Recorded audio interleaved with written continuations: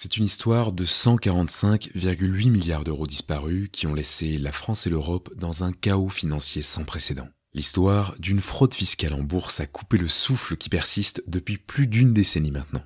En mars dernier, la tempête a de nouveau éclaté. Le monde financier était en émoi, des banques prestigieuses comme la BNP Paribas, Société Générale, Natixis étaient sous les feux des projecteurs. Des perquisitions étaient en cours, aucune institution financière n'était à l'abri. Et la raison de ce cataclysme financier, une fraude massive sur les dividendes. Des accusations ont été portées contre ces banques soupçonnées d'avoir orchestré des montages sophistiqués permettant aux investisseurs d'éviter l'impôt sur les dividendes. Mais ce n'est pas tout. Ils se sont enrichis, pillant les coffres du fisc par un stratagème ingénieux de demande de remboursement de crédit d'impôt sur des actions fantômes. Maintenant, ce tour de passe-passe n'est pas nouveau. Il porte un nom, Cum-Ex. Son champion est un homme nommé Sanjay Shah, et nous allons aujourd'hui décrypter son parcours et sa méthode. Donc bonjour, c'est Rémi, prépare-toi à une histoire palpitante de fraude fiscale, de milliards disparus et d'un homme clé au cœur du scandale. Malgré mon accréditation financière, cette vidéo ne représente en rien un conseil en investissement et encore moins une recommandation de pratique d'optimisation.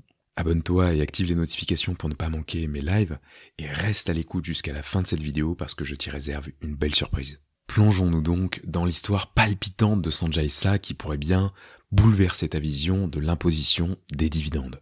Mais pour ce faire, explorons d'abord le parcours de cet homme clé. Nous sommes au début des années 2000 et un homme nommé Sanjay Shah émerge de l'ombre au Royaume-Uni. Une passion dévorante pour les marchés financiers brûle en lui. Son rêve, créer une entreprise d'investissement et amasser des profits monumentaux.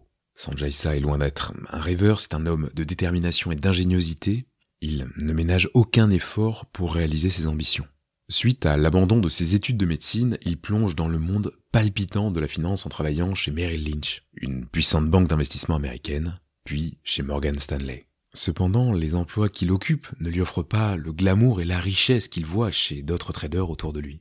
La frustration s'accumule, le conduisant finalement au Crédit Suisse pour explorer le monde du prêt de titres. Avec une formation universitaire solide et une expérience précieuse en finance, Sanjay Shah est maintenant sur la voie du succès et de la reconnaissance sur les marchés. Son rêve est finalement à portée de main, mais un obstacle de taille se profile à l'horizon.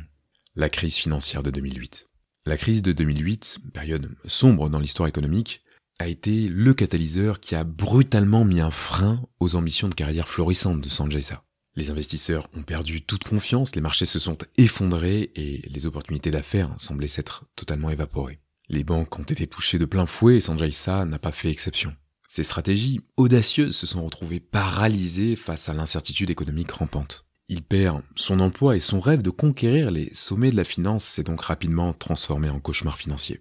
Et c'est ce tournant dramatique qui a forcé Sanjay Shah à revoir ses plans, à réévaluer ses stratégies et à repenser même, finalement, sa carrière.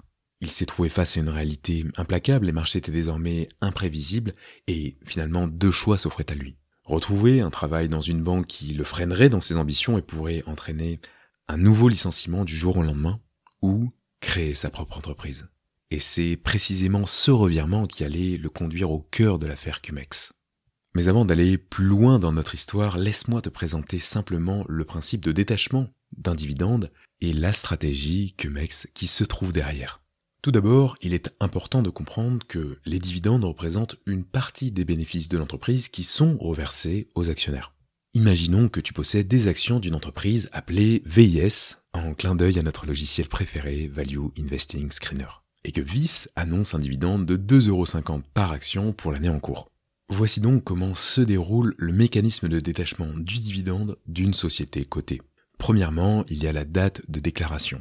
VIS annonce officiellement le montant du dividende par action et les dates clés du processus de versement des dividendes. Deuxièmement, c'est la phase date ex-dividende, date à laquelle les actions de VIS se négocient sans le droit de recevoir les dividendes.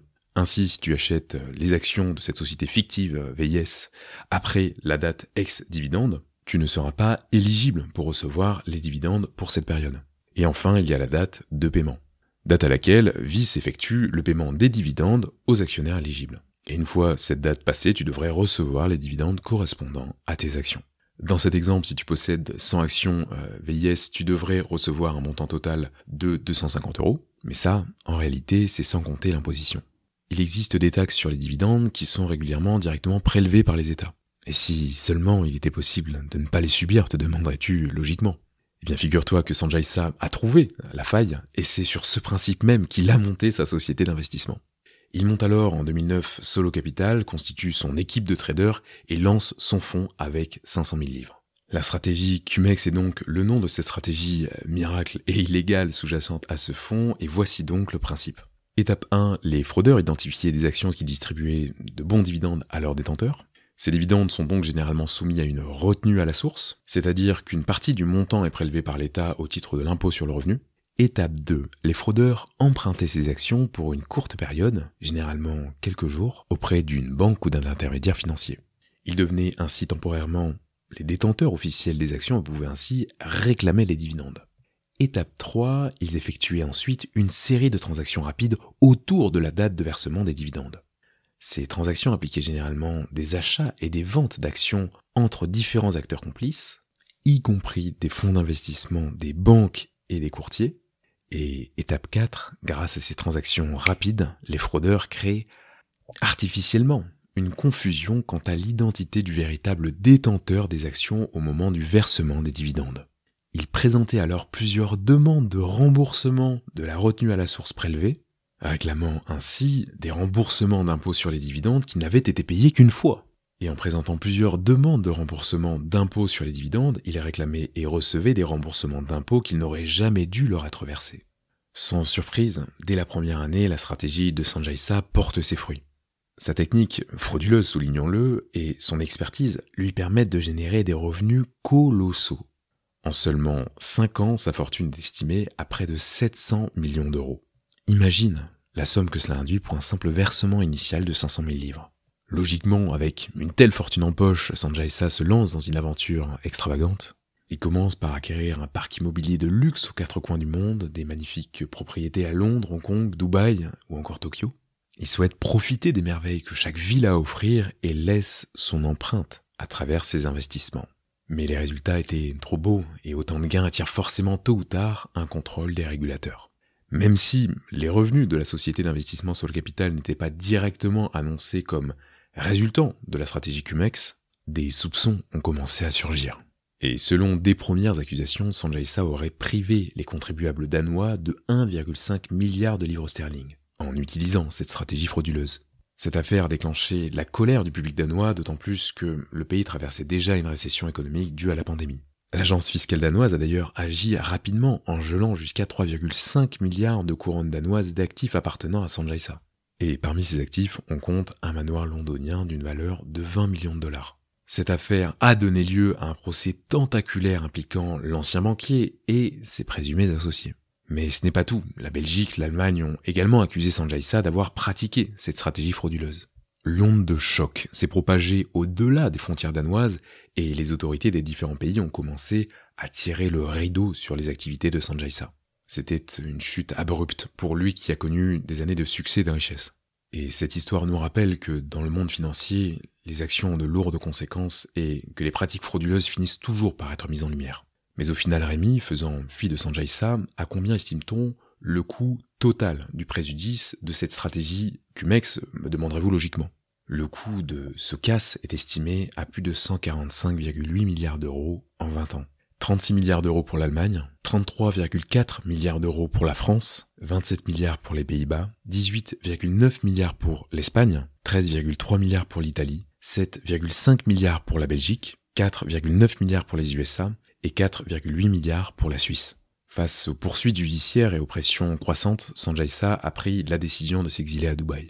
Un endroit où les régulations sont différentes et où il pensait échapper aux poursuites des pays qui le condamnent. Mais ce n'est pas tout, Sanjay Shah a même eu l'audace de donner des interviews de temps à autre dans le but de narguer encore davantage les enquêteurs et les autorités qui cherchent à le tenir responsable de ses actes. Lorsqu'on lui demande s'il peut comprendre la colère des contribuables face à sa stratégie du CumEx, il rétorque notamment « Pourquoi ne demandez-vous pas à votre gouvernement pourquoi il n'a pas comblé cet échappatoire ?» Une réponse troublante qui soulève une question importante.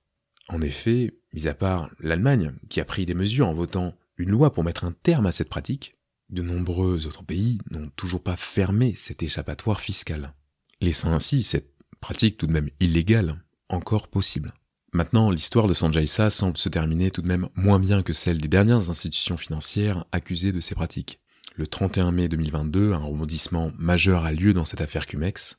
Sanjay Shah est arrêté à Dubaï, son refuge qu'il pensait inviolable. L'homme qui semblait narguer impunément les autorités est maintenant entre les mains de la justice, et cette arrestation laisse entrevoir une possibilité d'extradition vers le Danemark où un lourd procès l'attend. Le 3 avril 2023, la Cour de cassation de Dubaï confirme son extradition.